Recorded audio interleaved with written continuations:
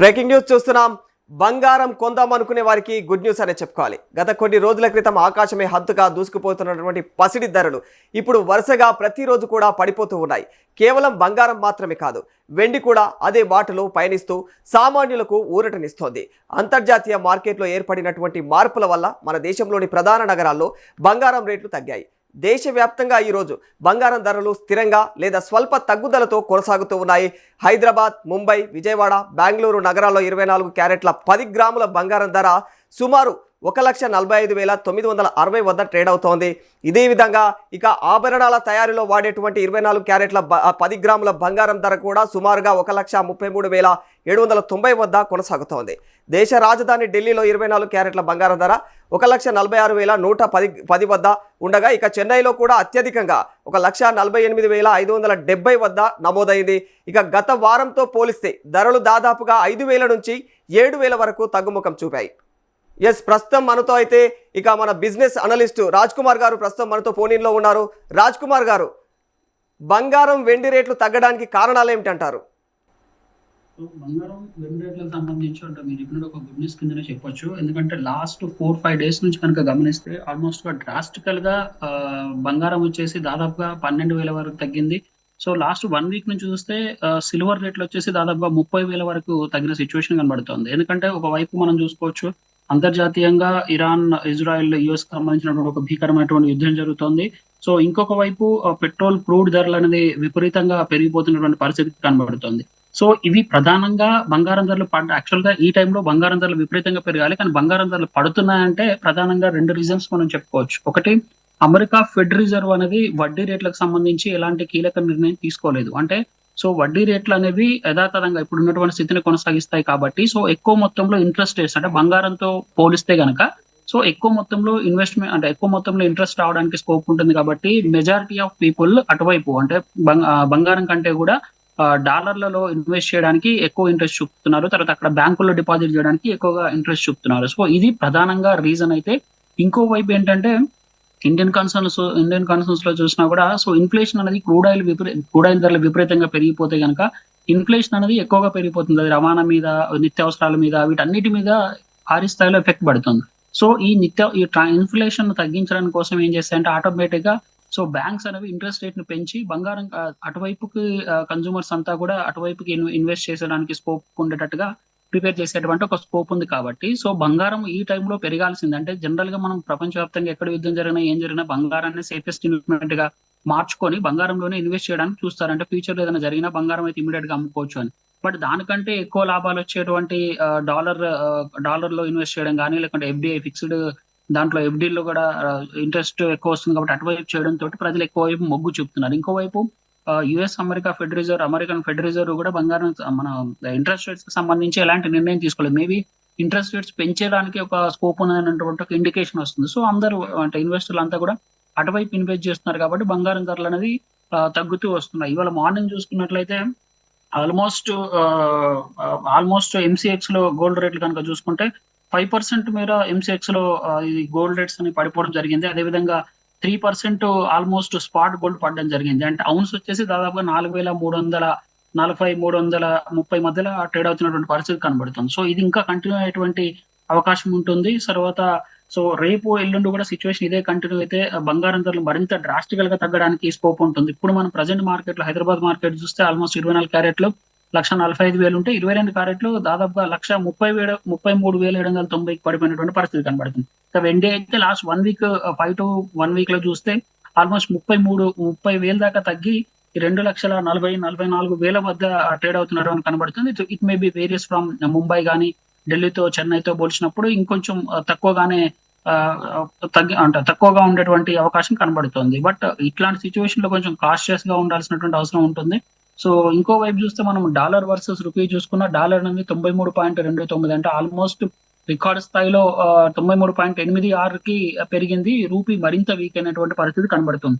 ఇలాంటి సిచ్యువేషన్ లో ఇన్వెస్ట్మెంట్స్ అంతా కూడా గోల్డ్ కంటే కూడా ఎక్కువ ఇంట్రెస్ట్ వచ్చేటువంటి బాండ్ ఈల్డ్స్ పైన, తర్వాత డాలర్స్ పైన ఇన్వెస్ట్ చేయడం అనేది కొంత బంగారం ధరలు తగ్గడానికి కారణంగా కనబడుతోంది. బట్ ఈ 148 అవర్స్ గడువు ఏదైతే పెట్టిందో అమెరికాకు సంబంధించి జరుగుతున్నటువంటి యుద్ధ నేపథ్యంలో ఇది కనుక కంటిన్యూ అవుతే రేపటి సిచ్యువేషన్ బట్టి బంగారం ధరలు మరింత డ్రాస్టికల్ గా తగ్గుతాయా, లేకపోతే మరింత భారీగా పెరుగుతాయా అనేది అంచనా వేయడానికి ఒక స్కోప్ ఉంటుంది. బట్ 48 అవర్స్ గడువు ఏదైతే పెట్టిందో ఇరాన్ కి సంబంధించి యుద్ధాన్ని కనుక ఆపాలని చెప్పేసి, తర్వాత ఇప్పుడున్న ఫలంగా వాళ్ళు యుద్ధాన్ని విరమించుకుంటే వాళ్ళకు సపోర్ట్ చేస్తామని చెప్పినటువంటి పరిస్థితులు ఉన్నాయి. ఒక సంధి చేసుకోవాలన్నటువంటి సిచ్యువేషన్ ఉన్న నేపథ్యంలో ఇరాన్ కూడా తగ్గడం లేదు. మీరు కనుక మా పైన డైరెక్ట్ అటాక్ చేస్తే మేము ఖచ్చితంగా ఎక్కడెక్కడైతే యుఎస్ కు అనుబంధంగా ఉన్నటువంటి కంపెనీలు ఉంటాయో, తర్వాత చమురు క్షేత్రాలు ఉంటాయో, తర్వాత క్రూడ్ ప్రొడక్షన్ ప్లేసెస్ ఉంటాయో వాటన్నిటి మీద దాడి చేసి, సో క్రూడ్ $200 నుంచి $250 కూడా పెరిగిన ఆశ్చర్యపోక్కర్లేదు. అంతలా క్రైసిస్ క్రియేట్ చేస్తామని చెప్పేసి ఇంకోవైపు ఇరాన్ స్టేట్మెంట్ ఇస్తుంది. ఈ ఉద్రిక్తతల నేపథ్యంలో బంగారం ధరలు మళ్ళీ పెరగడానికి కొంత స్కోప్ అయితే కనబడుతోంది. సో లెట్ అస్ సీ, అంటే ఇంకొక 24 అవర్స్ ఉంది. సో దాన్ని బట్టి మళ్ళీ పెరుగుతుందా తగ్గుతుందని చెప్పడానికి స్కోప్ ఉంటుంది. అంటే మీరు చెప్తున్న ఈ ఇన్ఫర్మేషన్ ఆధారంగా, అంటే మీరు ఏదైతే చెప్తున్నారో దాని ప్రకారం చూసినట్లయితే మరి గతంతో పోలిస్తే మరి గతం మాదిరిగానే ఇప్పుడు కూడా బంగారం ఏమైనా 70,000కు తగ్గిపోయే అవకాశం ఏమైనా ఉందంటారా రాజ్ కుమార్ గారు? సో యాక్చువల్ గా ఈ ఉద్రిక్తతలు కనుక కొనసాగి కంటిన్యూ అవుతే బంగారం మోస్ట్ ప్రాబబ్లీ పెరగడానికే స్కోప్ ఎక్కువగా ఉంటుంది. ఎందుకంటే సో ఇంట్రెస్ట్ రేట్లు ఎంత మేర అంటే అక్కడ ఉన్నటువంటి నార్మల్ కన్స్యూమర్స్ ని అట్రాక్ట్ చేస్తామన్నది కొంత క్వశ్చన్ మార్క్ గానే కనబడుతుంది. అంటే రేపటి సిచ్యువేషన్ బట్టి పెరిగేటువంటి స్కోప్ ఎక్కువ కనబడుతుంది. ఒకవేళ ఇదే కంటిన్యూ అయ్యి ఒకవేళ యుఎస్ ఫెడ్ రేట్ కనుక వడ్డీ రేట్లను కనుక పెంచింది అనుకోండి, సో బంగారం మీద వచ్చే ఇంట్రెస్ట్ తో పోలిస్తే యుఎస్ ఫెడ్ రేట్ వచ్చేటువంటి ఇంట్రెస్ట్ రేట్స్ ఎక్కువగా ఉన్నట్లయితే, సో మెజారిటీ ఆఫ్ ఇన్వెస్ట్మెంట్స్ అంతా కూడా అటువైపు వెళ్తే ఆటోమేటిక్ గా బంగారం ధరలు అనేవి ఆటోమేటిక్ గా తగ్గేటువంటి ఛాన్స్ ఉంది. బట్ ఇప్పుడున్నటువంటి పరిస్థితులలో మేబీ ప్రాబబ్లీ అంటే 1,40,000 ఉంది కాబట్టి, సో మేబీ ₹1,00,000 వరకు వచ్చేటువంటి ఒక స్కోప్ కనబడుతుంది. ఎందుకంటే సిల్వర్ లో చూస్తున్నాం 30,000 అంటే 1 వీక్ లో 32,000 తగ్గడం అనేది చాలా అరుదైన విషయం. సో ఆల్మోస్ట్ అంటే 4 నెలల కనిష్టానికి ఇప్పటికే బంగారం ధరలు పడిపోయినటువంటి పరిస్థితి కనబడుతుంది. అదేవిధంగా 3 నెలల కనిష్టానికి ఇప్పుడున్నటువంటి సిచ్యువేషన్ లో సిల్వర్ ధరలు పడిపోయిన పరిస్థితి కనబడుతుంది. సో ఇది కూడా ఇంకా కంటిన్యూ అయ్యేటువంటి అవకాశం కనబడుతుంది. వాటికైతే 3-4% సిల్వర్ కానీ 5% గోల్డ్ పడిపోయిన పరిస్థితి కనబడుతుంది. ఇదే కంటిన్యూ అయితే మట్టుకి మేబీ ₹1,00,000 వరకు టార్గెట్ రీచ్ అవడానికి స్కోప్ ఉంది. బట్ రేపు జరిగే నిజంగా అంటే యుఎస్ ఇచ్చినటువంటి గడువు ఏదైతే ఉందో దాన్ని ఇరాన్ యాక్సెప్ట్ చేస్తుందా, లేకపోతే అమెరికా ఇజ్రాయెల్ ఏం చేయబోతున్నాయి అనేటువంటి క్వశ్చన్ మార్క్ మీదే ఉంది. బట్ ఒకవేళ అది కనుక జరిగితే బంగారం ధరలో డ్రాస్టికల్ గా పెరిగేటువంటి స్కోపే ఎక్కువ కనబడుతుంది. సో రాజ్ కుమార్ గారు, అంటే ఇప్పటికే ఇరాన్ యుద్ధం ఎఫెక్ట్ అనేది చమురు మీద చాలా చూపించింది, అది మనందరికీ తెలిసిందే.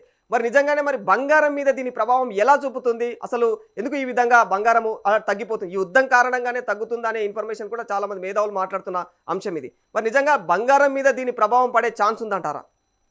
ఖచ్చితంగా అండి. ఇప్పుడు యుద్ధం జరుగుతున్నటువంటి సిచ్యువేషన్ చూస్తే మనకున్న ఒకటే ఒక కన్సర్న్ ఏంటంటే పూర్తి స్థాయిలో క్రూడ్ పైన పూర్తిగా ఇంపాక్ట్ పడుతుంది. అంటే ప్రపంచవ్యాప్తంగా ఆల్మోస్ట్ ఒక 20-30% ఆఫ్ క్రూడ్ కంప్లీట్ గా అక్కడ నుంచే వచ్చేటువంటి పరిస్థితి కనబడుతుంది. గ్యాస్ లో చూసినా కూడా సిమిలర్ సిచ్యువేషన్ ఉంది. అంటే ప్రపంచానికి అరబ్ కంట్రీస్ అన్ని కూడా ప్రపంచానికి క్రూడ్ అందించేటువంటి ఒక మేజర్ రిసోర్సెస్. ఆ రిసోర్సెస్ ఆల్మోస్ట్ 11-12 కంట్రీల పైన పూర్తి స్థాయిలో దాడి జరుగుతున్నప్పుడు, అక్కడ ఉన్నటువంటి రిసోర్సెస్ అన్ని కూడా మాయమవుతున్నప్పుడు, ఇప్పుడు యుద్ధం జరుగుతున్నటువంటి టైంలో కాదు, యుద్ధం తర్వాత కూడా అవి రికవర్ కావడానికి చాలా టైం తీసుకున్నటువంటి పరిస్థితి కనబడుతుంది. ఎందుకంటే అక్కడ ఆల్మోస్ట్ ఎల్ఎన్జి అంటే రసల్ ఖైమాకి సంబంధించి కావచ్చు, లేకుంటే ఇప్పుడున్నటువంటి మేజర్ ప్రొడక్షన్ సెంటర్స్ ఏదైతే ఉన్నాయో వాటన్నింటిపైన కూడా పూర్తి స్థాయిలో విధ్వంసకరమైనటువంటి దాడి జరిగింది. సో అవన్నీ రికవర్ అయ్యి మళ్ళీ ప్రొడక్షన్ స్టార్ట్ చేయాలంటే ఖచ్చితంగా ఇంకొక 6-8 months పట్టేటువంటి అవకాశం ఉంది. నిన్న కూడా మన కేంద్ర ప్రభుత్వం కూడా ఒక మేజర్ కన్సర్న్ ఒక మీటింగ్ చేయడం జరిగింది. ఆ మీటింగ్ లో ఏంటంటే ఫ్యూచర్ లో ఎలక్ట్రిసిటీకి సంబంధించి కానీ, తర్వాత ఈ గ్యాస్ కి సంబంధించి, పెట్రోల్ కి సంబంధించి కానీ ఒక క్రూషియల్ నిర్ణయం తీసుకోవాలని చెప్తోంది. సో ఫ్యూచర్ లో ఎలక్ట్రిసిటీకి సంబంధించి కూడా ప్రాబ్లం వచ్చేటువంటి అవకాశం ఉంటుంది కాబట్టి, సో దానికి సంబంధించి కూడా ఒక కన్సర్న్స్ తీసుకోవాలంటుంది. ముందు అలర్ట్ గా ఉండాలన్నటువంటి ఒక ఇండికేషన్ జారీ చేసింది. నిన్న ఈ 3-4 days లో చూసుకుంటే ఒక 3 ships రావడం జరిగింది. దాంట్లో ఒకటి క్రూడ్ ఆయిల్ అయితే 2 LNGకి సంబంధించినటువంటి షిప్లు రావడం జరిగింది. దాని ద్వారా కమర్షియల్ సిలిండర్ కి సంబంధించి ఒక 20% మేము పెంచుతున్నట్టుగా ఇప్పటికే రాష్ట్ర ప్రభుత్వాలకు కేంద్ర ప్రభుత్వం లేఖ రాయడం జరిగింది. బట్ అది ఎంత మేర సరిపోతుంది అనేది ఇప్పటికీ క్వశ్చన్ మార్కే. ఏ స్టేట్ లో చూసినా కూడా ఆల్మోస్ట్ హోటల్స్ బంద్ అయిపోయాయి. క్రూయల్ క్రైసిస్ సిచ్యువేషన్ మనకు కనబడుతోంది. సో ఇది కంటిన్యూ అయ్యేటువంటి అవకాశం కనబడుతోంది. సో ఇక్కడ నేరుగా చమురు ధరలకు సంబంధించి పెరగడం వల్ల మనం మొదట చెప్పుకున్నట్టు ఇన్ఫ్లేషన్ అనేది విపరీతంగా పెరుగుతుంది. సో రవాణా ఖర్చులు పెరుగుతాయి, సరుకుల ధరలు పెరుగుతాయి. సరుకు ధరలు ఇది నథింగ్ బట్ కూరగాయలు, వస్తువులు ఇవన్నీ పెరిగిపోతుంటాయి. తర్వాత కరెంటు, గ్యాస్ ఖర్చులు కూడా విపరీతంగా పెరిగే స్కోప్ ఉంటుంది. సో ఇవన్నీ కలిసి ఇన్ఫ్లేషన్ విపరీతంగా పెరిగితే గనక మనం ₹100 పెట్టి కొనాల్సిన, అంటే సపోజ్ ₹20 kg ఏదైనా కూరగాయ ధర ఉందనుకోండి, అది ఇప్పుడు 70 నుంచి 100 రూపాయలకి చేరేటువంటి స్కోప్ ఉంటుంది. సో అది గనుక విపరీతంగా పెరిగిపోతే సో ప్రజల్లో ఆందోళన స్టార్ట్ అవుతుంది. అంతకు తగ్గ ఆదాయాలు రాదు కాబట్టి గొడవలవ్వడము, లేదంటే ఖర్చులు విపరీతంగా పెరిగిపోతోటి మనకున్నటువంటి ఎకానమీ కూడా పూర్తి స్థాయిలో దెబ్బతినేటువంటి అవకాశం ఉంటుంది. మనం థర్డ్ లార్జెస్ట్ ఎకానమీగా 5.5 ట్రిలియన్స్‌కి అటువంటి కృతనిశ్చయంతో ఉన్న కంట్రీలో ఇలాంటి ఇన్ఫ్లేషన్ గనక విపరీతంగా పెరిగిపోతే సో ఇంకా దానికి అంతు పంతు ఉండదు. పూర్తి స్థాయిలో ఎకానమీ దెబ్బతినేటువంటి అవకాశం ఉంది. సో దీన్ని కంట్రోల్ చేయడానికి, బ్యాంక్స్ అట్రాక్ట్ చేయడానికి, ఈ ధరలు తగ్గించడానికి ఇన్వెస్ట్‌మెంట్ వైపు వెళ్తాయి. సో ఇది ప్రత్యక్షంగా సో బంగారం పైన కొంత ఇంపాక్ట్ పడేటువంటి అవకాశం ఉంటుంది. బంగారం కొనుగోలు చేసే వాళ్ళంతా కూడా ఎక్కువ డబ్బులు ఎక్కువొస్తే అటువైపు వెళ్తారు కాబట్టి సో బ్యాంకుల వైపు ఇంట్రెస్ట్ చూపేటువంటి అవకాశం ఉంటుంది. సో ఇది vice versa, inflation versus crude oil versus gold, ఇవన్నిటి కూడా ఇంటర్‌లింక్ ఒక సంబంధం అయితే ఉంటుంది. Yes, అంటే ఒక దశాబ్ద కాలం నుంచి కూడా ఈ రీతిలో బంగారం అంటే పసిడి రేటు పడిపోవడం అయితే ఇదే మొదటిసారి. ఇక దాంతో పాటు మరి బంగారము వెండి కూడా ఇట్లా పడిపోవడం అయితే ఇదే మొదటిసారి అని అంటున్నారు విశ్లేషకులు. మరి అలాగే మరి దీనికి అంటే డాలర్కి ఒక ఎక్కడో ఒక చోట అమెరికాలో డాలర్ రేటు పడిపోతే ఇక్కడ బంగారం రేట్లు కూడా పడిపోతున్నాయి అంటే అంటే మార్కెట్లో ఏం జరుగుతుంది? బంగారానికి డాలర్కు సంబంధం ఏమిటి? ఇలా ఎన్ని రోజులు అదేవిధంగా ఇలా ఎన్ని రోజులు బంగారం తగ్గుదల అయ్యే అవకాశం ఉందంటారు? యాక్చువల్‌గా మనం గోల్డ్ ఫాల్ చూసుకుంటే 1980 సిట్యుయేషన్ చూసుకుంటే long term fall almost 60% gold అప్పుడు 1980లో ఒకసారి పడడం జరిగింది. అదే ఇప్పటి వరకు ఉన్నటువంటి చరిత్రలో గోల్డ్ రేట్ హైయెస్ట్ ఫాల్ అవ్వడం జరిగింది. అప్పుడేంటంటే యూఎస్ డాలర్ చాలా స్ట్రాంగ్‌గా ఉంది. దానికి తోడు అక్కడ హైయెస్ట్ ఇంట్రెస్ట్ రేట్లు పే చేయడంతోటి ఎక్కువ మంది ఫారెన్ ఇన్వెస్టర్స్ అంతా కూడా అటువైపు పెట్టుబడులు పెట్టారు. అప్పుడు ఇన్ఫ్లేషన్ విపరీతంగా పెరిగిపోయినటువంటి టైంలో ఇంట్రెస్ట్ రేట్ పెంచడం వల్ల ఆటోమేటిక్‌గా అటువైపు డైవర్ట్ అయిపోయి సో ఎకానమీ బ్యాలెన్స్ అయ్యి ఇన్ఫ్లేషన్ తగ్గి సో బంగారం రేట్ అనేది విపరీతంగా పడిపోవడం జరిగింది. సేమ్ సిట్యుయేషన్ 2013లో జరిగింది. 2013లో కూడా గోల్డ్ ఆల్మోస్ట్ 25% పడిపోయింది. సో అదేంటంటే బిగ్గెస్ట్ అంటే ఆ ఏడాది అంటే ఆ డికేడ్‌లో ఆల్మోస్ట్ అది హైయెస్ట్ ఫాల్. సో అప్పుడు కూడా సేమ్ ఇన్వెస్టర్లంతా కూడా స్టాక్స్ వైపు విపరీతంగా స్టాక్ మార్కెట్‌లో పెరిగిపోవడం జరిగింది 2013లో. సో ఇన్వెస్ట్‌మెంట్ అంతా కూడా ఇటువైపు జరిగింది. తర్వాత డాలర్ కూడా చాలా బలపడింది. సో డాలర్‌లో ఇన్వెస్ట్ చేసే వాళ్ళంటే రూపాయితో పోలిస్తే డాలర్ చాలా స్ట్రాంగ్‌గా బలపడంతోటి ఎక్కువ మంది మన డబ్బుల నుంచి డాలర్‌లను కొనుగోలు చేసి లాభాలు ఆర్జించడానికి ట్రై చేశారు. సో అప్పుడు కూడా ఒక మేజర్ క్రాష్‌గా చెప్పవచ్చు. ఇప్పుడు రైట్ నౌ రీసెంట్ టైమ్‌లో చూసుకున్నట్లయితే ఒక సింగిల్ డేనే ఆల్మోస్ట్ 1980 తర్వాత సో ఇవాళ అంటే ఆల్మోస్ట్ గోల్డ్ దాదాపుగా 12% ఒక సింగిల్ డేలో పడడం జరిగింది. సో ఇది కూడా ఒక బిగ్గెస్ట్ పతనంగానే చూడొచ్చు. 3 హిస్టారికల్ 1980, 2013, 2026. సో ఇవి బిగ్గెస్ట్ ఫాల్ కింద చెప్పుకోవచ్చు. అంటే పీక్ అరౌండ్ అంటే ఆల్మోస్ట్ ఇప్పుడు 12% వరకు పడినటువంటి సిట్యుయేషన్ ఉంది. సో ఇంకొంచెం అంటే 15-18% కూడా పడడానికి ఒక స్కోప్ ఉందని చెప్తున్నారు గోల్డ్ అంటే అంతర్జాతీయ అనలిస్టులు చూసుకున్నట్లయితే. సో ఇక్కడ ఏంటంటే డాలర్ మీరన్నట్టు డాలర్‌కి సంబంధించి గోల్డ్‌కి ఏం సంబంధం అని అడుగుతున్నప్పుడు సో డాలర్ అనేది కనుక మన రూపీతో పోలిస్తే ఇప్పుడు మనం ఒక డాలర్ కొనుక్కోవాలనుకుంటే ఆల్మోస్ట్ మనం $93.86 చెల్లించాల్సినటువంటి అవసరం ఉంటుంది. సో దీని ద్వారా ఏమవుతుందంటే మనం విదేశాల్లో మనం ఇంపోర్ట్ చేసుకున్నటువంటి కూరగాయలు లేదంటే డ్రై ఫ్రూట్స్ గానీ, లేకుంటే ఎక్విప్‌మెంట్స్ గానీ దానికి ఎక్కువ మొత్తంలో చెల్లించాల్సినటువంటి అవసరం ఉంటుంది. అంటే మనం యాక్చువల్‌గా అనుకున్న బడ్జెట్ కంటే ఫిజికల్ డెఫిసిట్ అంటారు. అంటే మనం అనుకున్న అంచనాలకును మనం పెట్టే ఖర్చుకి మధ్య తేడా ఏదైతే ఉందో అది భారీ స్థాయిలో పెరిగిపోయేటువంటి అవకాశం ఉంటుంది. సో అది గనుక భారీ స్థాయిలో పెరిగిపోతే మనం అనుకున్నటువంటి జీడీపీ వృద్ధి రేటు గానీ సో అదంతా కూడా మనం అచీవ్ కాలేము. థర్డ్ లార్జెస్ట్ ఎకానమీగా చెప్పుకున్నటువంటి మనం ఆటోమేటిక్‌గా డ్రాస్టికల్‌గా ఫాల్ అవ్వడానికి స్కోప్ ఉంటుంది. సో దీని ద్వారా మనం ఇంపోర్ట్ చేసుకునే ఖర్చులు ఎక్కువ పెరిగితే మనం ఇప్పుడు సపోజ్ యూరియా ఉందనుకోండి. యూరియా ఇప్పుడు చాలా క్రైసిస్ ఫ్యూచర్‌లో చాలా విపరీతమైనటువంటి క్రైసిస్ వచ్చేటువంటి అవకాశం ఉంది. ఎందుకంటే అక్కడి నుంచి గల్ఫ్ కంట్రీల నుంచి నాఫ్తాని ఇంపోర్ట్ చేసుకుంటారు. నాఫ్తా ద్వారా యూరియా మేక్ అవుతుంది. సో ఆ యూరియాకి సంబంధించి కనుక జరగకపోతే రైతులకు యూరియా ఉండదు. దాని ద్వారా పంటలు పండవు. పంటలు పండకపోతే ఆటోమేటిక్‌గా వాటి ధరలు పెరిగిపోతాయి. సామాన్లు బియ్యం గానీ ఇవన్నీ పప్పులు, ఉప్పులు కొనుక్కోవాలనుకుంటే చాలా కాస్ట్ పే చేయాల్సి వస్తుంది. సో ఇది ఇన్‌బాలెన్స్‌డ్ ఇన్‌ఫ్లేషన్‌కి ద్రవ్యోల్బణం అనేది ఇన్‌బాలెన్స్ కావడానికి స్కోప్ ఉంటుంది. సో దీనివల్ల ఏంటంటే ఆటోమేటిక్‌గా మనకేదో జీడీపీకి మనకు సంబంధం లేదు. లేదంటే ఇప్పుడున్నటువంటి ఎకానమీకి మనకు సంబంధం లేదనుకోవడం పొరపాటండి. ఒకప్పుడు అలా మనకు సంబంధం లేకుండా గవర్నమెంట్లు మెయింటైన్ చేసేవి. బట్ ఇప్పుడు ఎక్కడ ఏ యుద్ధం జరిగినా ఇన్ఫ్లేషన్ అనేది ఇంబాలెన్స్ అయితే ఆటోమేటిక్‌గా నిత్యావసరాల మీద పడుతుంది ఆ ఇంపాక్ట్. అది నేరుగా ఒక కన్స్యూమర్ పైన పడేటువంటి అవకాశం ఉంది. సో ఇప్పుడున్నటువంటి సిట్యుయేషన్‌లో డాలర్ మిగతా కరెన్సీతో పోలిస్తే చాలా స్ట్రాంగ్ అవుతుంది కాబట్టి సో చాలా మంది ఇన్వెస్టర్లు డాలర్ మీద ఇన్వెస్ట్ చేస్తున్నారు. ఎందుకంటే అక్కడ ఎక్కువగా వాళ్ళు ప్రాఫిట్స్ గెయిన్ చేయడానికి స్కోప్ ఉంటుంది కాబట్టి. సో బంగారం మీద ఇన్వెస్ట్ చేసే వాళ్ళ సంఖ్య తగ్గుతుంది కాబట్టి సో ఇక్కడ గోల్డ్‌కి ప్లస్ ఈ డాలర్‌కి ఇట్లాంటి సంబంధం ఉంటుంది. సో అందువల్లే బంగారం నుంచి ఎక్కువ మంది డాలర్ల పైన తర్వాత యూఎస్ బాండ్ ఈల్డ్స్ పైన ఇన్వెస్ట్ చేయడానికి స్కోప్ చెప్తున్నారు కాబట్టి అటు యూఎస్ డాలర్ విపరీతంగా పెరుగుతోంది. బంగారం ధరలు తగ్గుతున్నటువంటి పరిస్థితి కనబడుతుంది. రాజ్ కుమార్ గారు, అంటే ఇలాంటి సందర్భాల్లో మరి బంగారు ప్రియులకు మీరు ఇచ్చే ఫైనల్ సూచనలు ఏమిటి? మరి నిజంగా ఇలాంటి సిచ్యువేషన్లో మరి బంగారం పైన ఇన్వెస్ట్మెంట్ చేస్తే మంచిదేనంటారా, లేకపోతే ఎప్పుడు కొంటే మంచిదంటారు? సో ఇప్పుడున్నటువంటి సిచ్యువేషన్ లో అంటే బంగారం అనేది ఇన్వెస్ట్మెంట్ పర్పస్ అంటే గోల్డ్ సిల్వర్ ఇప్పుడు మ్యారేజ్ సీజన్ వస్తుంది కాబట్టి సో వాళ్ళకి అవసరం ఉంటే ఖచ్చితంగా వాళ్ళకి అవసరం ఉన్నటువంటి మేర అంటే ఇప్పుడు ఉన్నటువంటి తగ్గిన పరిస్థితులలో వాళ్ళకి అవసరానికి మేర ఫిజికల్ గోల్డ్ కొనుక్కోవడానికి స్కోప్ ఉంటుంది. బట్ ఇన్వెస్ట్మెంట్ పరంగా చూసినట్లయితే స్టాక్స్ లేదా డాలర్స్ అంటే కరెన్సీ మార్కెట్ అనేది బెటర్ వేలో పెరగడానికి స్కోప్ ఉంది కాబట్టి అటువైపు ఎక్కువ ఇన్వెస్ట్ చేయడానికి చూపుతారు.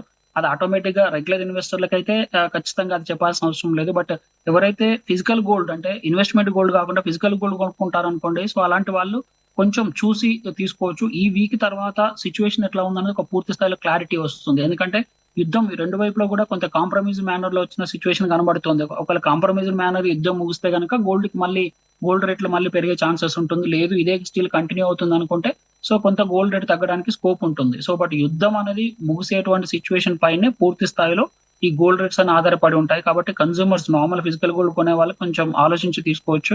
ఒక ఇన్వెస్ట్మెంట్ పర్పస్ ఉండే వాళ్ళు మాత్రం ఆటోమేటిక్ గా వాళ్ళంతా కూడా లాభాలు ఎక్కడ వస్తాయంటే ఫెడ్ ఇంట్రెస్ట్ రేట్లకు సంబంధించి కానీ లేకుంటే బాండ్ డీల్స్ పైన కానీ లేకుంటే డాలర్స్ పైన కానీ కరెన్సీ మార్కెట్ పైన ఎక్కువ దృష్టి పెడుతున్నారు. సో అటువైపుగా ఎక్కువ ఇన్వెస్ట్ చేయడానికి స్కోప్ ఉంటుంది. వాళ్ళకి ఇది బెటర్ రిటర్న్స్ వచ్చేటువంటి అవకాశం ఉంటుంది. ఫిజికల్ గోల్డ్ కొనే వాళ్ళు మాత్రం కొంచెం ఆలోచించి తీసుకోవాల్సినటువంటి నెసరీ అనుకుంటేనే ఫిజికల్ గోల్డ్ కొనుక్కోవచ్చు. లేదంటే ఇంకొక 1 వీక్ వరకు ఆగితే పూర్తి క్లారిటీ వచ్చేటువంటి అవకాశం ఉంటుందండి. Right Raj Kumar, thank you.